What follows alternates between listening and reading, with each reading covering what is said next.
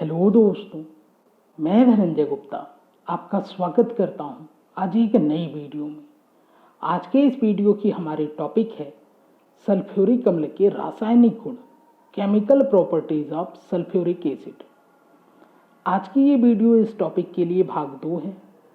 भाग 1 वाली वीडियो में हमने डिस्कस किया था सल्फ्यूरिक अम्ल के अम्लीय लक्षण को, और साथ में हमने बताया था कि क्यों सल्फ्यूरिक अम्ल सहायक होता है वाष्पशील अम्लों के निर्माण में। जैसे नाइट्रिक अम्ल के निर्माण में हम सल्फ्यूरिक अम्ल का उपयोग क्यों करते हैं, क्यों हाइड्रोक्लोरिक अम्ल का उपयोग हम नाइट्रिक अम्ल के निर्माण के लिए नहीं करते हैं। यदि आपने पिछली वीडियो नहीं देखी है तो आपकी सुविधा के लिए इस वीडियो के डिस्क्रिप्शन में मैं लिंक दे रहा हूं, जहां से आप पिछली वीडियो को देख सकते हैं। आज की इस वीडियो में हम बात करेंगे सल्फ्यूरिक अम्ल के एक बहुत ही महत्वपूर्ण रासायनिक गुण की। तो चलिए हेडिंग लगाते हैं, सल्फ्यूरिक अम्ल का ऑक्सीकारक गुण। वीडियो आप लास्ट तक देखें, ये गुण आपको बहुत अच्छे से समझ में आ जाएगा। आपको दूसरी कोई वीडियो देखने की जरूरत नहीं होगी। तो चलिए बिना समय लगाए स्टार्ट करते हैं। गर्म और सांद्र सल्फ्यूरिक अम्ल एक मध्यम प्रबलता का ऑक्सीकारक है, क्योंकि यह अपघटित होकर नवजात ऑक्सीजन देता है। तो देखिए यहाँ पर हमने सांद्र सल्फ्यूरिक अम्ल लिया, इसको हल्का गर्म किया जिससे यह अपघटित हो गया और इससे बनेगा जल, सल्फर डाइऑक्साइड और नवजात ऑक्सीजन। क्योंकि सांद्र सल्फ्यूरिक अम्ल गर्म करने पर अपघटित होकर नवजात ऑक्सीजन देता है, इसीलिए यह ऑक्सीकारक है। आप जानते हैं कि यह नवजात ऑक्सीजन बहुत क्रियाशील होती है और ये दूसरे धातुओं और अधातुओं से क्रिया करेगी और उनके साथ जुड़कर उनका ऑक्सीकरण कराएगी। और क्योंकि सल्फ्यूरिक अम्ल से ही ये उत्पन्न हो रही है, अर्थात सल्फ्यूरिक अम्ल एक ऑक्सीकारक का काम करेगा। जब कोई पदार्थ किसी दूसरे पदार्थ का ऑक्सीकरण कराए तो उसको आप ऑक्सीकारक कहते हैं। तो यहाँ पे सल्फ्यूरिक अम्ल दूसरे पदार्थों के ऑक्सीकरण के लिए जिम्मेदार है, इसलिए इसको हम ऑक्सीकारक कहेंगे। आगे के जब हम एग्जाम्पल डिस्कस करेंगे वहां पे आपको बहुत अच्छे से ये बातें समझ में आ जाएंगी। तो चलिए आगे देखते हैं। गर्म एवं सांद्र सल्फ्यूरिक अम्ल अनेक धातुओं और अधातुओं को ऑक्सीकृत करती है। इस प्रक्रिया में सल्फ्यूरिक अम्ल स्वयं सल्फर डाइऑक्साइड में अपचयित होती है। तो देखिए सल्फ्यूरिक अम्ल जो है ये स्वयं तो सल्फर डाइऑक्साइड में अपचयित हो रही है, लेकिन ये धातुओं और अधातुओं को अपने इस नवजात ऑक्सीजन की सहायता से ऑक्सीकृत करती है। उदाहरण से बात को क्लियर करते हैं, लेकिन ध्यान दें कि सल्फ्यूरिक अम्ल सांद्र अवस्था में और गर्म सल्फ्यूरिक अम्ल ही ऑक्सीकारक का कार्य करता है। और साथ ही सल्फ्यूरिक अम्ल एक मध्यम प्रबलता का ऑक्सीकारक है। जैसे इसके पहले आपने नाइट्रिक अम्ल पढ़ा था, तो नाइट्रिक अम्ल काफी प्रबल ऑक्सीकारक है। उसके बाद नंबर आता है सल्फ्यूरिक अम्ल का, इसलिए इसको मध्यम प्रबलता का ऑक्सीकारक कहते हैं। मतलब सल्फ्यूरिक अम्ल बहुत ही दुर्बल ऑक्सीकारक नहीं है और न ही बहुत ज्यादा प्रबल है।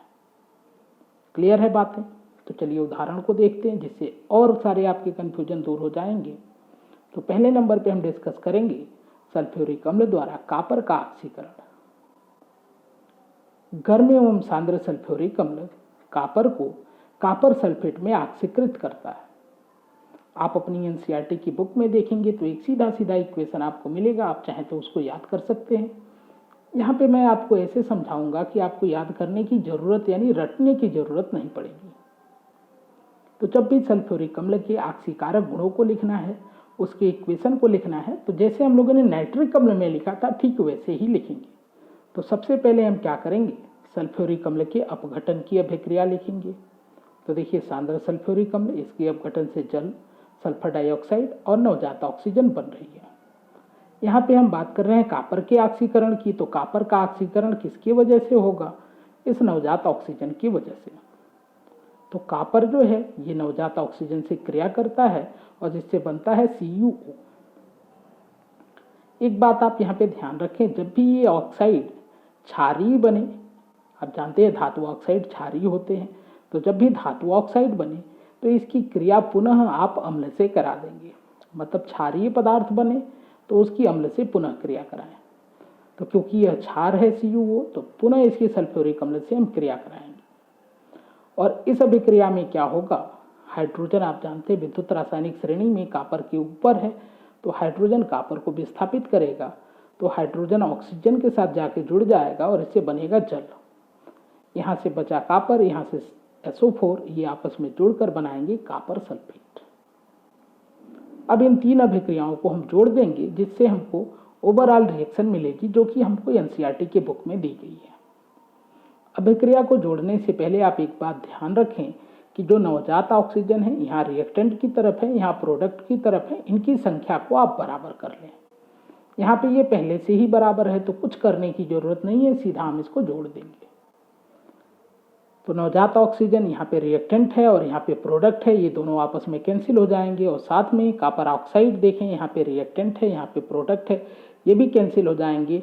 तो जो बचेगा उसको हम लिख देते हैं। तो यहाँ से बचा कॉपर और साथ में एक सल्फ्यूरिक अम्ल यहाँ से और एक सल्फ्यूरिक अम्ल यहाँ से, यानी कि सल्फ्यूरिक अम्ल के 2 अणु। क्लियर है? प्रोडक्ट की तरफ क्या बचा? यहाँ से बचा कॉपर सल्फेट, यहाँ से सल्फर डाइऑक्साइड और जल के एक अणु यहाँ और एक अणु यहाँ, यानी कि 2H2O बचा। ये अभिक्रिया आपको आपकी NCERT बुक में डायरेक्ट मिलेगी, जिसको आप याद भी रख सकते हैं या फिर इन स्टेप से समझ सकते हैं। यदि आप इन स्टेप से चलते हैं तो नाइट्रिक अम्ल और सल्फ्यूरिक अम्ल दोनों एक जैसे हैं, दोनों ही आपको बहुत आसानी से तैयार हो जाएंगे। तो चलिए एक दूसरे उदाहरण की तरफ चलते हैं। सल्फ्यूरिक अम्ल द्वारा सल्फर का ऑक्सीकरण। गर्म एवं सांद्र सल्फ्यूरिक अम्ल सल्फर को सल्फर डाइऑक्साइड में ऑक्सीकृत करता है। तो फिर यहाँ पे अभिक्रिया को आप याद रख सकते हैं या फिर आप समझ भी सकते हैं। सबसे पहले आप क्या करें, सल्फ्यूरिक अम्ल की अपघटन की अभिक्रिया को लिखते हैं। तो सांद्र सल्फ्यूरिक अम्ल अपघटन से बना जल, सल्फर डाइऑक्साइड और नवजात ऑक्सीजन। यहाँ पे हम सल्फर के ऑक्सीकरण की बात कर रहे हैं, जो कि कराएगा कौन? ये नवजात ऑक्सीजन। तो सल्फर क्रिया करेगा नवजात ऑक्सीजन से, इससे बनेगा SO2 और इस O2 को बैलेंस करने के लिए हमको 2 नवजात ऑक्सीजन की यहाँ पे जरूरत पड़ी है। तो अभिक्रिया को हमने बैलेंस कर दिया है यहाँ पे 2 लगाकर। यहाँ पे देखें, यहाँ पे ये जो ऑक्साइड है यह अम्लीय ऑक्साइड है। तो मैंने कहा कि जब क्षारीय ऑक्साइड बने या जब क्षार बने तो उसकी क्रिया अम्ल से करा दिया करें, और जब अम्लीय ऑक्साइड बनेगा तो इसकी क्रिया आप जल से करा दिया करें। लेकिन यहाँ पे हम जल से इसकी क्रिया नहीं करा रहे हैं। मैं आगे आपको समझाऊंगा कि क्यों नहीं कराएंगे। तो अब हम करेंगे इन दोनों अभिक्रियाओं का योग।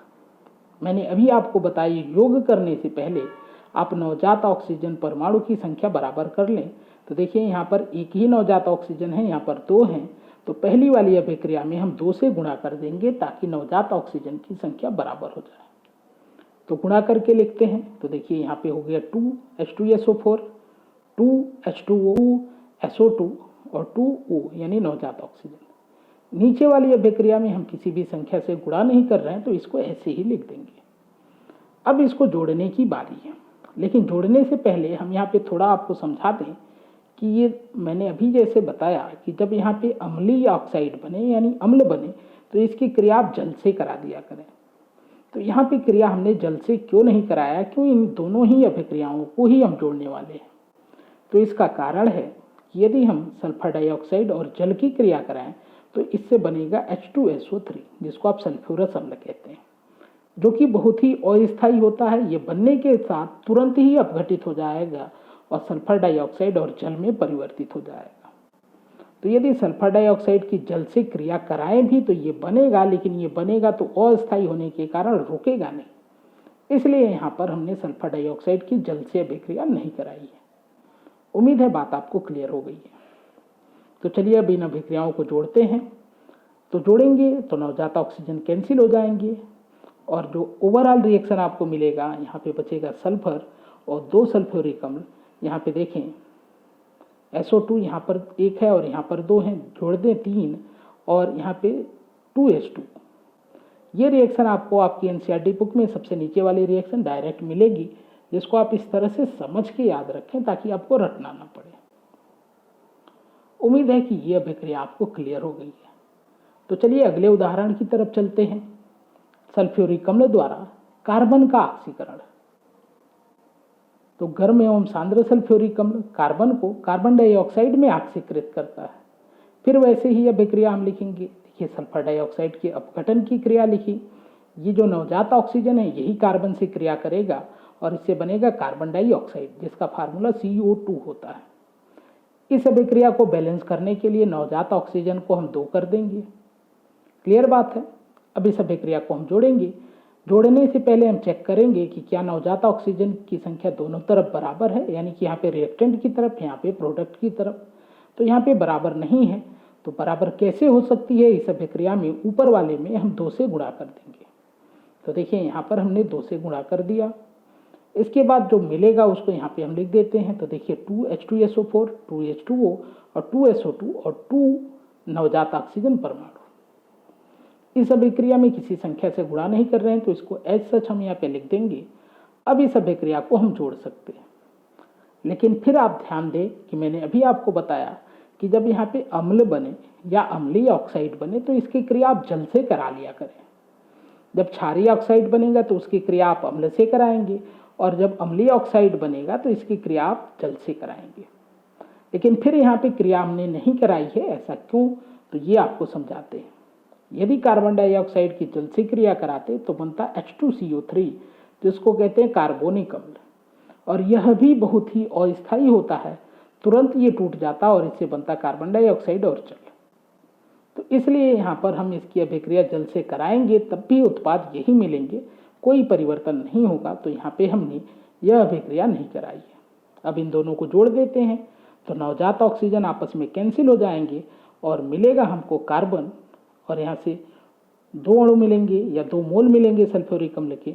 यहाँ से कार्बन डाइऑक्साइड 2SO2 और 2H2।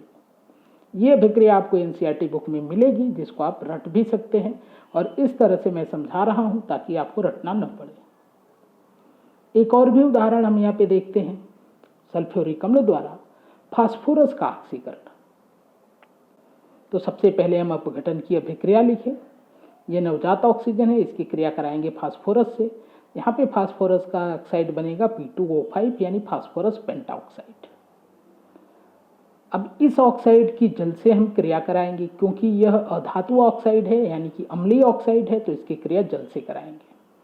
यहाँ पे जल से क्रिया कराना बहुत ही आवश्यक है, क्योंकि जल से क्रिया करने के बाद एक स्थायी अम्ल बनेगा, जिसको आप कहते हैं H3PO4, फास्फोरिक अम्ल। तो यहाँ पर हमने अभिक्रिया को लिखा है। अभी हमने सल्फर डाइऑक्साइड के केस में यह अभिक्रिया नीचे वाली नहीं लिखी थी, और कार्बन डाइऑक्साइड के केस में भी नहीं लिखी थी, क्योंकि उनका यहाँ पर महत्व नहीं होता था, लेकिन इसका महत्व है, इसलिए इसको हम यहाँ पर लिखेंगे।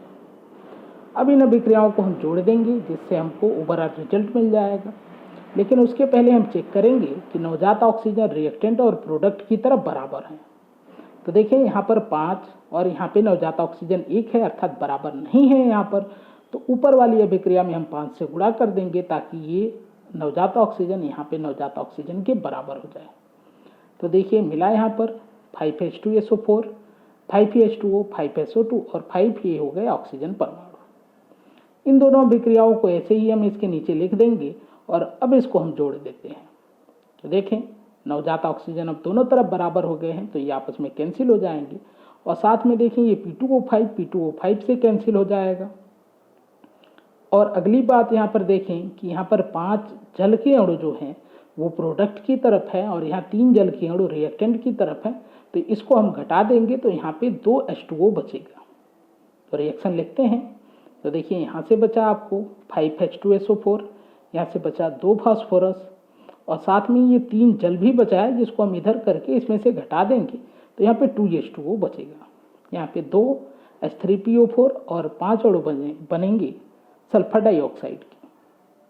अब इस अभिक्रिया को देखकर आप ये भी समझ सकते हैं, जो कि पहले स्टेटमेंट हमने कहा था कि सांद्र सल्फ्यूरिक अम्ल जब भी किसी पदार्थ का ऑक्सीकरण कराएगा तो पदार्थ तो ऑक्सीकरण हो जाएगा पदार्थ का, जैसे यहाँ पे फास्फोरस का ऑक्सीकरण हो गया है फास्फोरिक अम्ल में, लेकिन जो सल्फ्यूरिक अम्ल है इसका अपचयन हो गया है SO2 में, यानी सल्फर डाइऑक्साइड में।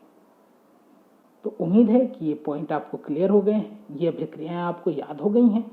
उम्मीद है कि आज की वीडियो आपको पसंद आएगी। यदि वीडियो पसंद आए तो वीडियो को लाइक जरूर करें, अपने दोस्तों के साथ शेयर करें, हमारे इस चैनल को सब्सक्राइब करके बेल आइकन को प्रेस करें, वीडियो से संबंधित अपने विचार को कमेंट बॉक्स में जरूर लिखें। आज की ये वीडियो देखने के लिए, हमारे इस चैनल से जुड़ने के लिए आपका धन्यवाद।